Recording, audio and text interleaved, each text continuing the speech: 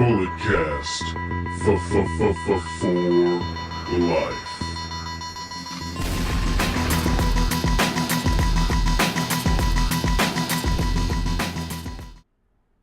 All right, hello, ladies and gentlemen, and we are back with big-time wrestling promoter Kirk White. Kirk, how's it going there, sir? Good, Podfather. How you doing? I'm all right, man. Good. So let's just jump right into it. What made you become a wrestling promoter, and what is your background in the business?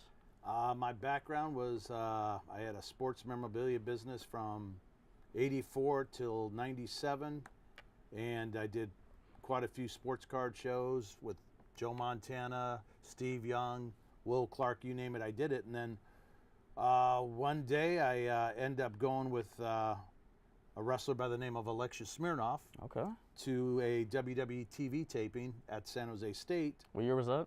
That was '96. 96. And it was January of '96. And then we were at the TV tapings and stuff, and all the guys are backstage, Undertaker, Shawn Michaels, all of them. And, you know, before we left, Smirnoff asked me if I wanted to meet any of these wrestlers. I said, no, not really. You know, I go, tell you what, the only guy I want to really meet maybe is Bret Hart, because he seems like who he is, off camera, on camera, it's the same guy.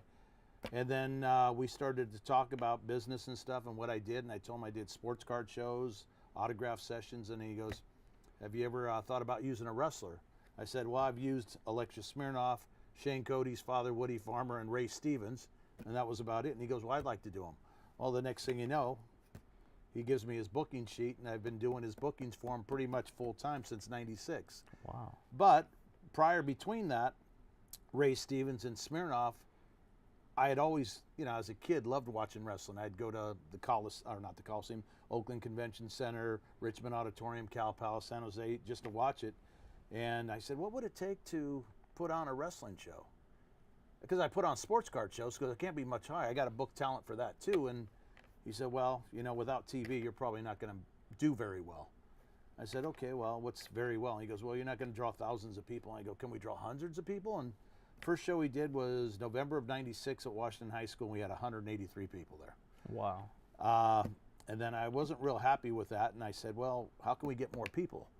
Well, you got to bring in names that everybody knows. And at the time in '96, there was probably 15 people that were with WWE or WCW or NWA at the time that had TV time that you can book. There wasn't as many as they are now. And first two stars I brought in were Brutus Beefcake and Greg the Hammer Valentine. Wow. At the time, you know, 21 years ago, they were still in their like mid-40s, still pretty decent shape, pretty active, and my attendance doubled. So that was sort of the key, I guess, to bringing in more people to the show. You had to bring somebody in that everybody knew. And that's how it started. All right, going back to that first show that you guys ran, can you tell us some of the names who were on that card? Yeah, I can tell you right now. Mike Modest was on it. Wow. Earthquake Ferris was on it. Oh, man. Johnny Payne was on it. Super Diablo was on it. Had two girls on it. Had two midgets on it. And that was the very first show. It was pretty much just local guys around here. Smirnoff had booked the little guys out from Portland. It was Cowboy Lang and Little Nasty Boy. And the girls were El Demonio and Victoria Moreno. Okay. So, yeah. Quick sidebar. When you were backstage during the WWF taping, did you have any run-ins with Vince McMahon at the time, or? No. In fact, to be honest with you, I didn't even see him there. Oh, really? Yeah. But I was back there the whole time, and I didn't see him one time. He was probably in the studio doing something or on camera work or whatever. But no, I didn't see him one time. All right. Yeah. All right. So let's talk about some of the major changes you've seen in this business in the last 20 years. Okay. Well, I think now there's more wrestlers available than there was when I started. Yes. There's no question about it.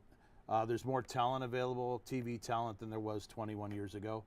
I think, though, the wrestlers today, I don't think are as grateful for the bookings that they get than than it was 15 or 20 years ago.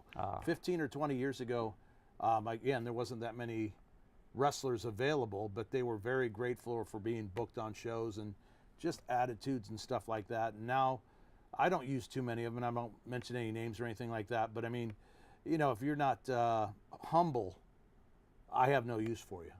And what I mean by humble is if you see a Bret Hart or a Honky Tonk Man or a Hacksaw Jim Duggan or, you know, a Woody Farmer or anybody like that, and you don't go up and shake their hand, to me that's disrespectful. Yeah. And the business has always been brought up for respect. and I don't think a lot of it goes on right now. Yeah, I've heard stories about the young guys in the back when they have a veteran in the locker room. They're just on their phone, on Twitter, not really paying attention to the. I can give you an example this weekend in Salinas. X-Pac, Chris Masters, Ballard Brothers, and Kikutara. And there was one wrestler there as these guys were talking about the business, and all he did was have his head down and he was on his phone. Wow. You could have picked up so many pointers from these guys talking about business, and it's like that. And I just had Bret Hart over the weekend, and other than my Chemos, Shane Cody's, Hank Renners, guys like that, some of the younger guys like Rick Luxor and a few others approached him, and but some of them just don't even really know who he is. And if you're in this wrestling business, I don't know how you don't know Ric Flair, Roddy Piper, Bret Hart. I don't. Crazy. Get it.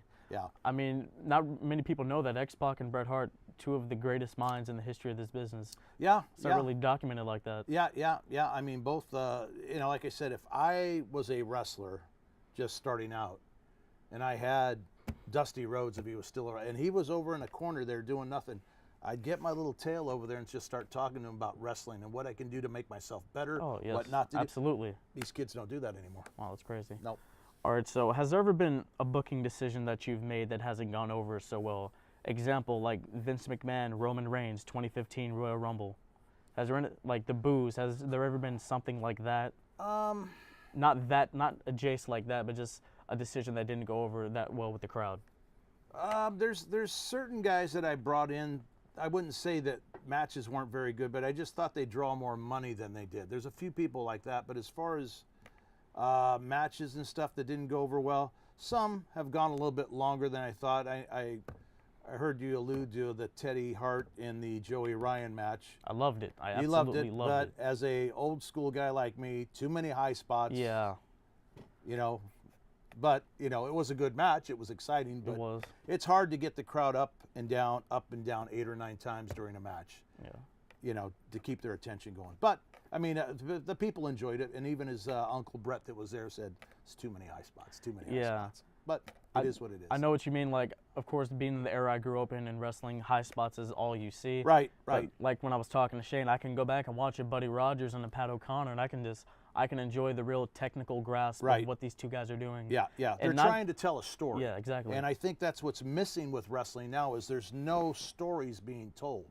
If a guy gets head first outside and is on the ground, then gets back up like nothing happened. Yeah, because I was watching Buddy Rogers versus Pat O'Connor. I think it was for the U.S. title. Pat O'Connor ran up to Buddy Rogers. Buddy just threw his knee up. Match was over. I'm like, oh, wow, that's so simple. Yeah. Because it was a 2 out of 3 falls. Back then, those guys were wrestling 1 hour time limits. They were going 2 out of 3 falls every night if you were a champion. And, it's never going to be like it was, and it's too bad. Back then, I think there was like 40 territories. There's no territories now. It's all WWE, Ring of Honor, New Japan. Impact. That's all there is. I mean, it'll never get back to that. I wish it would, but awesome. I don't think that it ever will. Not in my lifetime. All right. So what is your dream card, and what wrestlers would you book past and present? Wow.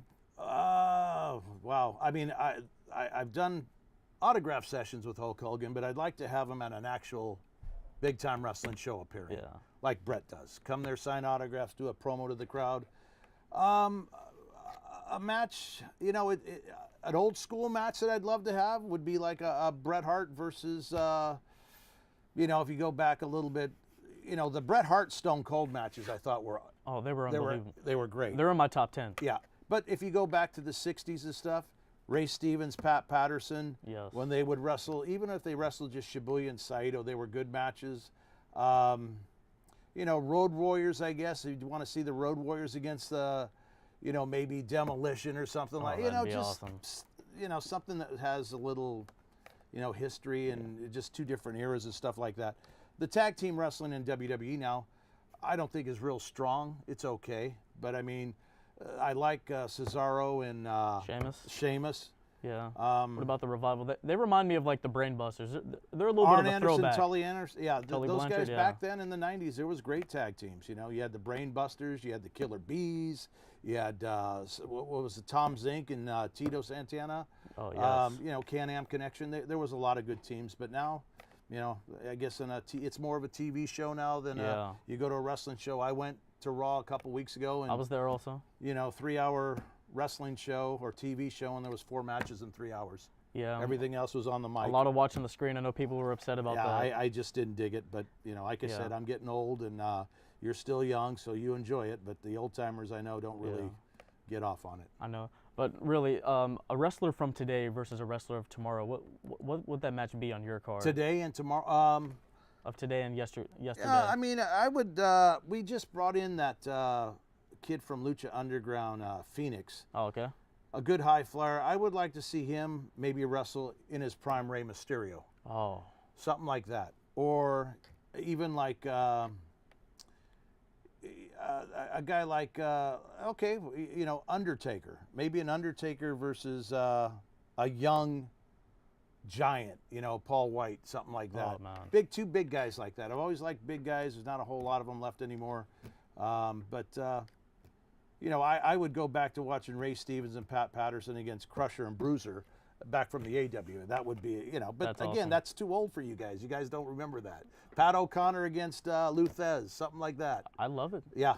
I'm down. Yeah. Woody Farmer against Bobby Duncombe Sr., something That's like awesome. that. It just, Yeah. Yeah. I mean, over the past 20 years, you brought in some big names: Bret Hart, Ric Flair, Yep. Christopher Daniels, Frankie Kazarian, RVD. I was there at that show. That was awesome. Right. Shawn Michaels. Yep. What's next for big time wrestling? I What's really, next? I just, you just try to keep the boat floating and just, just try and keep everything. We got a school, and we're trying to get some of these younger kids to, get up to the level of working shows School in and which stuff like Bailey that. trained. Yeah. It's a school that Bailey trained at. I hope to do it at least. I'd like to. My goal is to be at least a 25-year guy in an independent wrestling company. Okay. We got 21 down, so we got 4 more to go, and we'll go from there. But it's just like I said. I don't want to say I'm losing passion for this business, Okay. but the attitudes have definitely changed in the last 10 years with wrestlers, and sometimes I'm sure Shane Cody will tell you, or I've told you, I blow up a little bit more now than I did when I was younger, just because the attitudes and stuff like that, and setting up rings and breaking rings down where guys don't think they have to do that. That's part of being a professional wrestler. Yeah, and paying your dues. You got to pay your dues, and some of these guys think they're entitled to something. You're not entitled to anything. You got to earn your way, And these guys just think, well, I'm a big guy. I can do all these high spots. I don't have to do that. Well, that's not true. What you're saying is when you hit 25 years, you're going to be like handing over the reins, or? I don't know if I'd hand over the reins. I might just run off with all belts and just go to Jamaica, and you'll never see me again. Who knows? My daughter will be out of college by then, so I'll be okay. Oh, man. Well, Kirk, I'd like to thank you for coming on. Okay. I learned a lot. No problem. One of the best promoters in the game. Anytime you need us. Yes. Anytime you need us. And thank you for keeping wrestling alive in the Bay Area. Sure. All right. Ladies and gentlemen, thank you for watching this episode of the Bulletcast. Once again, this is the only sports and recreational podcast that is simply just too sweet. I hope you enjoyed this edition of that performance-enhancing audio. We'll catch you guys next time.